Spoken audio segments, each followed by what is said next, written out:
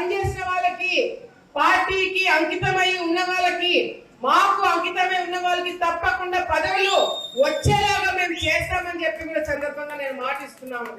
ఉదాహరణ శ్రీకాంత్ అన్ననే. శ్రీకాంత్ అన్న పార్టీకి కానీ కుటుంబానికి కానీ చాలా వరకు ఫస్ట్ నుంచి అండగా ఉన్నాడు. నేను లోకేష్ దగ్గరికి శ్రీకాంత్ అన్నని తీసుకుపోయి ఫస్ట్ నుంచి అన్న చేసినవన్నీ కూడా ఒక ప్రొఫైల్ తీసుకుపోయి లోకేష్ అన్నకి ఇచ్చినాం, చంద్రబాబు నాయుడు గారికి ఇచ్చినాం. కానీ అదే మండలం నుంచి ముక్కు ముఖం తెలియని వాడు ఎవడైనా వెళ్ళి పదవి కావాలని చెప్పి మాకు తెలియకుండా తీసుకుంటే మాత్రము ఆలగడ్డ నియోజకవర్గంలో అడుగు కూడా పెట్టనీయమని చెప్పి సందర్భంగా తెలియజేసుకుంటున్నాం.